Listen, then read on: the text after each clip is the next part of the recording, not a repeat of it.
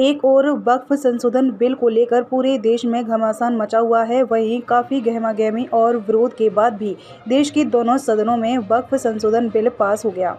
सरकार द्वारा लाए गए संशोधन के बाद किसे फ़ायदा होगा और किसे नुकसान होगा, यह तो बाद की बात है, लेकिन इस मुद्दे पर अभी तकरार और विरोध का क्रम जारी है।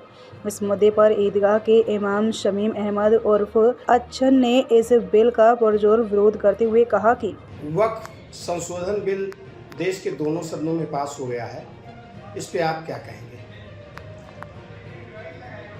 मैं शमीम अहमद, इमाम ईदगाह करने वक्फ तरमीमी बिल जो आया है सदन में, दोनों सदनों में पास हुआ है, वो सिर्फ ताकत की बुनियाद पर पास कराया गया एक बिल है और उसका मकसद सिर्फ और सिर्फ मुसलमानों की वो इमलाक जो हमारे बुज़ुर्गों ने मस्जिदों के लिए, मदरसों के लिए, आवाम की फलाह के लिए दिया था, उस पर कब्ज़ा करने की हुकूमत की नीयत है। जहाँ तक इस संशोधन बिल का सवाल है, इसकी जो कमेटी बनी थी जेपीसी की, उस कमेटी में सिर्फ और सिर्फ एक मुसलमान प्रतिनिधि था और वो भी बीजेपी का था।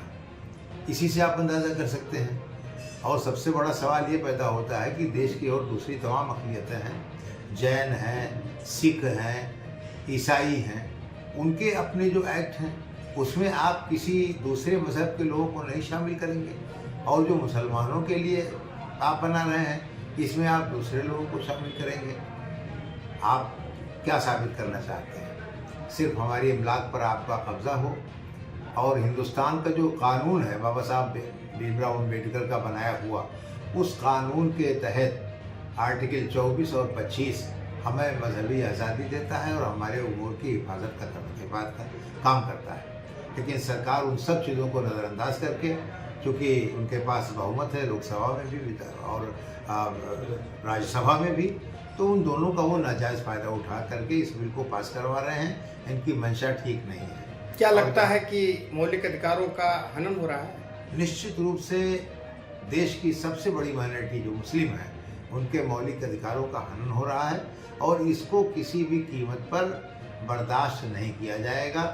हमारे बड़े लोग, जमीयतुल उलमा हिंद के लोग, उसके अलावा मुस्लिम पर्सनल लॉ बोर्ड के लोग, जो भी लायामत तय करेंगे अदालतों से रुजू किया जाएगा।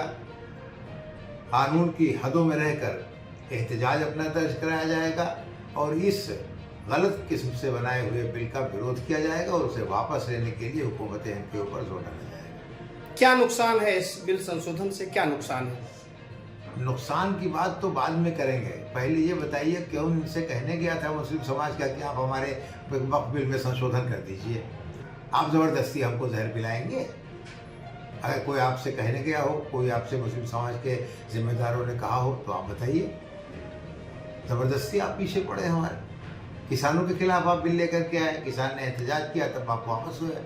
अब नहीं कुछ है, मकसद सिर्फ ये है कि हिंदुस्तान में जो भाईचारे का माहौल हो, इसको ख़त्म किया जाए। हर कदम पर एक फूट, एक लंबी गहरी साजिश इस बात की है कि एक खाई डाली जाए जो हिंदुस्तान की असल रूह है, यानी गंगा जमनी तहजीब, इसको दागदार किया जाए। और उसकी आड़ में सिर्फ और सिर्फ हुकूमत का खेल है, वोट का खेल है, इसके अलावा और कुछ नहीं। कुछ मुस्लिम बिरादरी के लोगों ने इस बिल का समर्थन किया है। जो लोग समर्थन कर रहे हैं वो सरकारी लोग हैं और उन्होंने पैसा लिया है, अपने ज़मीर के खिलाफ वो बोल रहे हैं। जिसके पास ज़मीर है, जिसके पास अंतरात्मा है, वो कभी भी इस बिल का समर्थन नहीं कर सकता है। ऐसी स्थिति में आप क्या रणनीति बनाएंगे, क्या करेंगे? हमारे मुस्लिम समाज के बड़े लोग, यानी मुस्लिम पर्सनल लॉ बोर्ड, और दूसरा हिंदुस्तान की एक सबसे बड़ी जमात जमीयतुल उलमा हिंद, जिनके लोगों ने हिंदुस्तान की आज़ादी में 2000 से ज़्यादा उलमा की कुर्बानी दी है, उसकी अगुवाई मौलाना अरशद मदनी साहब कर रहे हैं। इन लोगों की अगुवाई में जो भी प्रारूप तैयार होगा, जो भी प्रोग्राम बनेगा, पूरे हिंदुस्तान का मुसलमान पूरी जिम्मेदारी के साथ उस पर अमल दरामद करेगा और उसका साथ देगा।